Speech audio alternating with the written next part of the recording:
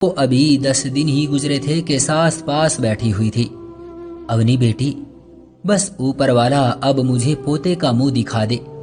भगवान मुझे एक प्यारा सा पोता दे देना तो मैं गोद में लेकर उससे प्यार भरी बातें करूंगी। अवनी सास की तरफ देखकर बोली, भगवान ने चाहा तो माँ जी जरूर आपकी ये ख्वाहिश भी पूरी हो जाएगी। अवनी खाना बनाने लगी। इतने में सुरेश आ गया। अवनी, कहाँ हो मेरी राजकुमारी? अवनी जल्दी से किचन से आई। आ गए आप? आज इतनी जल्दी आ गए?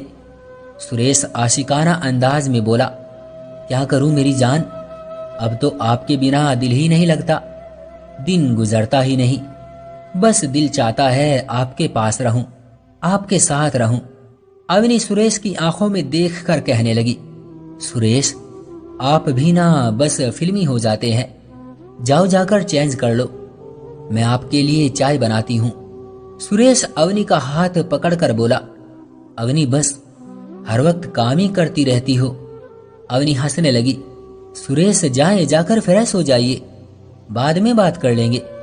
शक्ल तो देखो अपनी, बिल्कुल भूत बने हुए हो।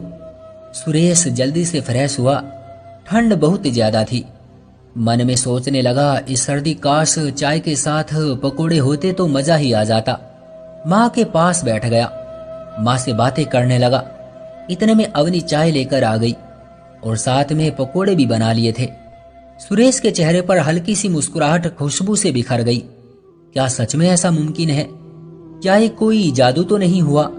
मेरे दिल में क्या है, अवनी को इसकी भी खबर हो गई। भला ऐसी भी मोहब्बत हो सकती है कि किसी की खामोशी को भी समझा जा सकता हो। अवनी सुरेश को चाय का कप थमाकर बोली, कहाँ गुम हो गए हैं आप? मैं जानती थी आपका दिल पकोड़े खाने को है। पता है कैसे? आप कल कह रहे थे बराबर वाले घर से पकोड़ों की खुशबू आ रही है। बस मैं समझ गई कि पकोड़े आपको पसंद हैं, इसलिए आपके लिए बना लिए। सुरेश मुस्कुराने लगा। खाना खाने के बाद टीवी देखने लगा। अवनी कमरे में पास ही लेटी हुई थी। कहने लगी, सुरेश मेरी बात सुनो, मैंने आपको कल भी कहा था आप अपने लिए कुछ नए कपड़े ले लो, लेकिन आप मेरी बात कहाँ सुनते हैं। सब कपड़े आपके पुराने हो चुके हैं, अपना भी कुछ ख्याल रखा करो। सुरेश ने अवनी के माथे को चूमा। अवनी, क्यों इतनी फिक्र करती हो मेरी? अवनी सुरेश का हाथ अपने हाथों में लेकर बोली, सुरेश आपके साथ ही तो मेरी दुनिया है। पता है जब मैं दिन भर काम करके थक जाती हूँ तो आप जैसे ही मेरे सामने आते हैं मेरी दिन भर की थकन खत्म हो जाती है, मेरे दिल को चैन आ जाता है। यही तो मोहब्बत भरा सफर होता है जिसमें जिंदगी गुलजार बन जाती है। पैसा दौलत बड़े घर गाड़ियां जरूरी नहीं खुशियों के लिए। शादी को 1 साल गुजर गया था लेकिन औलाद न थी। भगवान से प्रार्थना भी बहुत की, लेकिन सब कुछ तो ऊपर वाले की मर्जी से होता है ना। सास बातों ही बातों में ताना दे दिया करती थी। कभी नंद तो कभी जेठानी की बातें सुननी पड़ती। अवनी बर्दाश्त कर लेती, रो रो कर चुप हो जाती और ऊपर वाले से प्रार्थना करती, हे भगवान मेरी प्रार्थना स्वीकार कर लो, मैं बहुत परेशान हूं, मुझ पर रहम करो। अवनी रो रही थी। सास बात बात पर अवनी से झगड़ा करने लगी। 2 साल गुजर गए लेकिन भगवान की दया ना हो सकी। न जाने कितनी बार सास और नंद ने सुरेश को दूसरी शादी को कहा था। अब तो सुरेश के भाई ने भी कह दिया था कि इसको तलाक देकर तुम दूसरी शादी कर लो, मगर सुरेश सबकी सुनकर चुप हो जाता था। वक्त गुजरता गया। 9 साल गुजर गए।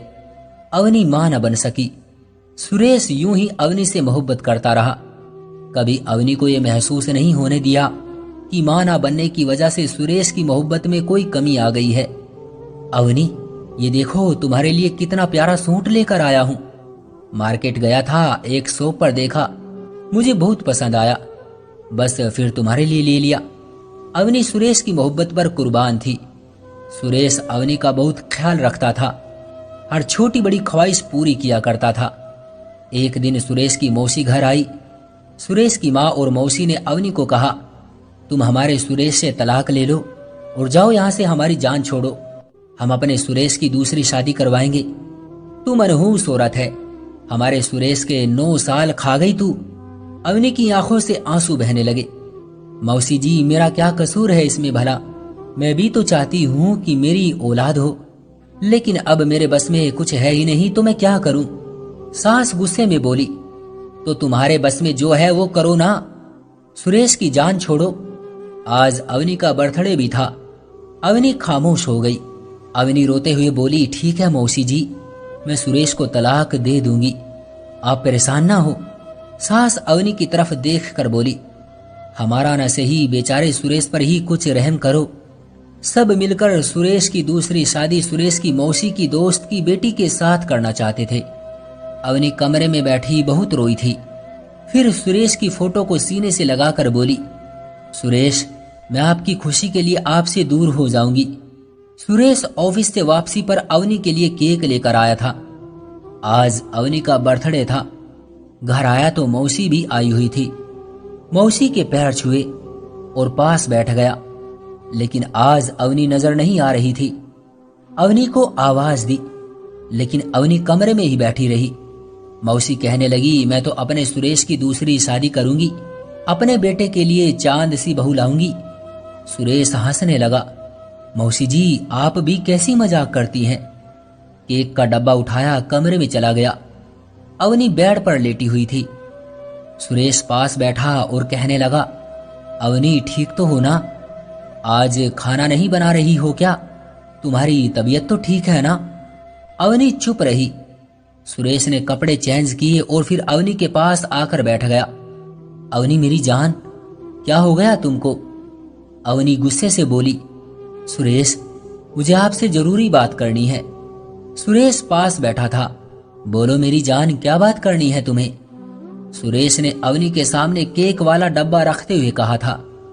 अवनी ने केक वाला डब्बा उठाकर फेंक दिया। सुरेश, मैं ज्यादा बात नहीं करूंगी, आप मुझे तलाक दे दो।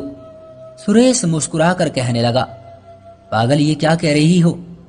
अवनी गुस्से से बोली, सुरेश, तुम दूसरी शादी कर लो। ये कहकर अवनी ने सुरेश की तरफ से अपना मुंह फेर लिया और फिर कहने लगी, भगवान तुमको औलाद दे दे, मुझे छोड़ दो, बस मुझे तलाक दे दो। अवनी की आवाज कांप रही थी। सुरेश, प्लीज, मुझे अब आपके साथ नहीं रहना। सुरेश समझ गया था, माँ और मौसी जी ने जरूर कुछ कहा है। सुरेश ने अवनी का चेहरा अपनी तरफ किया और उसका हाथ पकड़ा और कहा, अवनी, मम्मी ने तुम्हें कुछ कहा है क्या?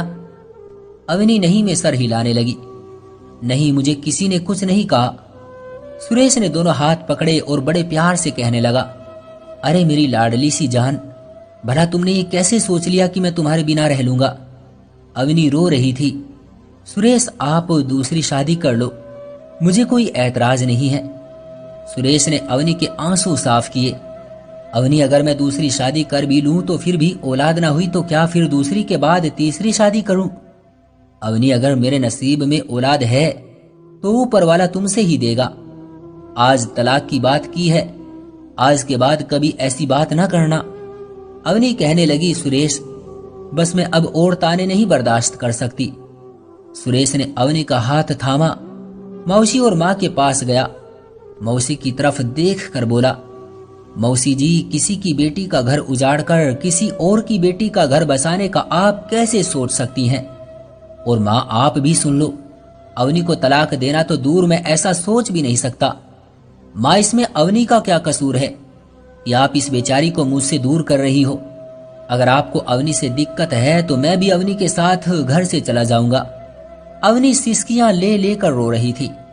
सुरेश अवनी के आंसू साफ करते हुए कहने लगा, भगवान की जो मर्जी है, हम उसी में खुश हैं। फिर दोनों वापस अपने कमरे में आ गए। अवनी ने सुबह से कुछ नहीं खाया था। सुरेश अवनी को अपने हाथ से खाना खिलाने लगा और उनकी इसी चाहत पर ऊपर वाला भी खुश हो गया। दोनों ने भगवान से रो रो कर प्रार्थना की और फिर 1 साल बाद ऊपर वाले ने सुरेश और अवनी को एक खूबसूरत बेटा दे दिया। आज दोनों बहुत खुश थे। किसी की बेटी को औलाद की खातिर ना बदनाम करना, क्योंकि सब कुछ भगवान की मर्जी से होता है। सुरेश की तरह मोहब्बत करने वाले हम सफर बन जाओ तो फिर देखना जिंदगी कितनी आसान हो जाएगी। तो दोस्तों, ये थी हमारी आज की कहानी। आपका क्या कहना है इस कहानी के बारे में? कमेंट करके हमें ज़रूर बताएं। वीडियो को लाइक कर दीजिए और चैनल को सब्सक्राइब करके घंटी को दबाकर ऑल पर सेट कर लीजिए ताकि आने वाले वीडियो आपको तुरंत मिले। मुझे दीजिए अगली वीडियो तक इजाज़त, तब तक के लिए धन्यवाद।